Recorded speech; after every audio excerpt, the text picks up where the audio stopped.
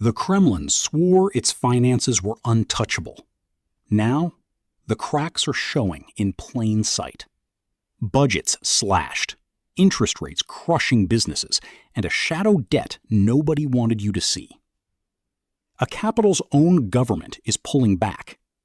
Companies are quietly refusing to pay each other. The reserves meant to save this system are vanishing. And the numbers reveal something far worse than anyone in Moscow expected. Executive summary and contextual trigger. For years, Russia liked to brag that its economy was untouchable.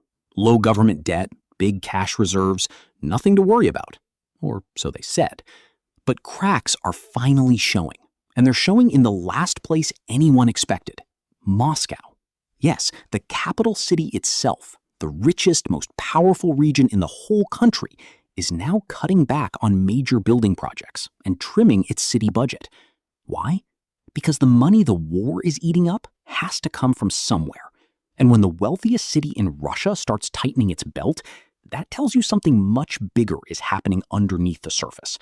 This isn't a poor rural town struggling. This is the crown jewel of the Russian Federation. So if Moscow is feeling the pinch, what does that mean for everywhere else? Stick with me, because this story only gets more revealing from here. What do you think it means when even the capital can't hide the pressure anymore? The macroeconomic illusion. Low sovereign debt versus structural cracks. Here's the trick Russia has been playing for years. Officially, their national debt looks tiny, only around 18 to 20% of the whole economy. Sounds healthy, right? Almost boring even. But that number is hiding something much bigger. A huge chunk of military spending never even shows up on the official books. Instead, it's pushed through state-owned banks and hidden credit programs that don't count as official debt on paper. So while the headline number looks calm and controlled, the real financial pressure is quietly building somewhere else, in regional governments and government-linked companies. It's a bit like someone hiding their credit card bills in a drawer so their bank statement looks clean. Once you add up everything that's actually owed, the picture changes completely. So the real question is, how long can this illusion hold up before the truth becomes impossible to hide? Let's dig into where that pressure is actually landing. Regional fiscal strains and Moscow's investment cuts. While the federal government tries hard to protect its main savings, the regions across Russia are struggling badly. Moscow, remember, is the richest region in the entire country, and it just announced a 10% cut to its investment spending, plus job cuts within the city government. If the richest region is cutting back, imagine what's happening in the poorer ones. And it turns out, dozens of Russian regions are running deep into the red, forced to trade cheap government-backed loans for expensive commercial bank loans instead. That's a dangerous shift, because commercial loans come with real interest costs that pile up fast. So think about it this way. When the strongest player in the room starts struggling, what does that say about everyone weaker than them? This isn't just a Moscow problem anymore. It's spreading across the map. And that raises an uncomfortable question. How many regions are quietly falling apart behind the scenes? The corporate debt wall and high interest rate trap. To fight rising prices caused by massive war spending, Russia's central bank jacked up interest rates to historic highs. On paper, that's supposed to cool things down. But here's the catch. Regular businesses, the ones not connected to the military machine, are now stuck borrowing money at interest rates above 20%. Imagine trying to run a normal company while paying that kind of interest just to stay afloat.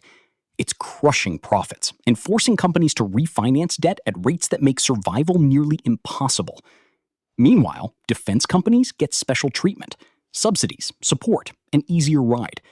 So you end up with two completely different economies living side by side, one propped up by the state and one left to drown. Do you see where this is heading? A country can't run forever on one thriving sector while the rest collapses. So what happens when that gap gets too wide to ignore? Intercompany arrears and the non-payment cascade. Here's where things get even messier. With formal credit drying up, Russian businesses have started doing something risky. simply not paying each other. Suppliers aren't getting paid, contractors aren't getting paid. Trade partners are left waiting, sometimes for up to an entire year. And who's leading this trend? Some of the biggest state-owned companies in the country. It's created what experts are calling a non-payment cascade, basically a domino effect, where one unpaid bill causes the next company to struggle, which causes the next one to struggle, and so on.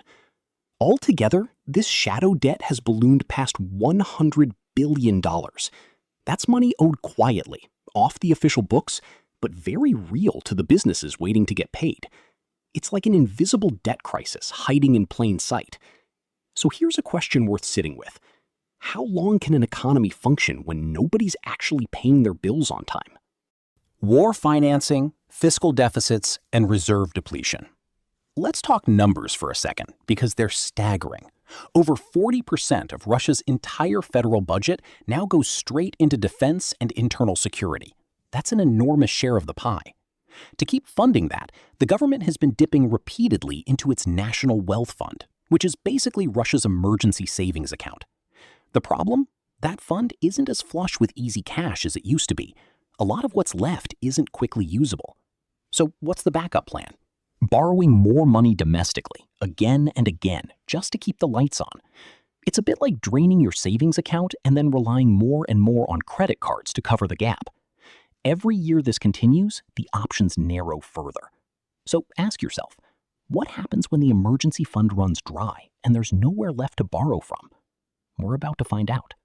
Banking sector exposure and commercial loan risks. Now, here's where the risk starts spreading into everyday financial life. Russian banks are increasingly stuck holding two risky things at once: massive amounts of government bonds and shaky loans given to struggling companies. The government has been pressuring banks to hand out subsidized loans to strategic industries while also buying up high-yield government debt to help fund the war. That sounds fine when the economy is stable, but as more regular businesses start defaulting on their loans, that risk doesn't just disappear. It lands directly on the bank's balance sheets. In other words, the banking system is turning into the shock absorber for the entire country's financial stress. And when banks absorb too much risk at once, bad things tend to follow. So here's something worth thinking about. If the banks are quietly soaking up all this pressure, what happens the moment they can't absorb any more? So how is Russia trying to cover this growing money gap without just printing endless cash? Simple. They're squeezing taxpayers and businesses harder. Corporate taxes have gone up. VAT rules have tightened. Even small businesses are losing exemptions they used to rely on. All of this pulls money directly out of the everyday economy, the shops, factories, and services that have nothing to do with the war. And when you take money away from regular businesses, they invest less, hire less, and grow slower. It's a slow squeeze that hits ordinary people the hardest, even if the headlines focus on the military side of things. Essentially, the civilian economy is being asked to quietly fund the war machine through higher taxes. Do you think everyday Russians are starting to feel this pressure in their daily lives? Because based on the numbers, it's hard to see how they wouldn't. Geopolitical sanctions, capital flight, and sovereign bond yields. International sanctions didn't just annoy Russia. They cut off entire pathways to global money. Foreign capital markets are closed to Moscow now, and a large chunk of its central bank's assets sits frozen overseas. So where does the government turn for funding? Its own domestic banks. But convincing those banks to buy government bonds during high inflation isn't easy. So the government has to offer seriously high interest rates, well above 16 to 17%, just to make the deal attractive. That might sound good for lenders in the short term, but for the government, it means paying way more to borrow money long term. It's an expensive, self-feeding loop with no outside options left. Sanctions basically locked the front door and the back door at the same time. So the question becomes, how long can a country keep borrowing from itself before the cost becomes unbearable? Strategic implications and long-term economic trajectory. So where does all of this leave Russia? Not with a sudden dramatic collapse, but with something slower and honestly more painful, a long stretch of stagnation. Money that should be building roads, hospitals, and infrastructure is instead being poured into the war machine. That means slower growth, weaker consumer spending, more expensive borrowing, and city budgets that keep shrinking year after year. Russia isn't heading toward instant disaster. It's heading toward a long, grinding squeeze that wears down the economy piece by piece. And that raises the biggest question of all.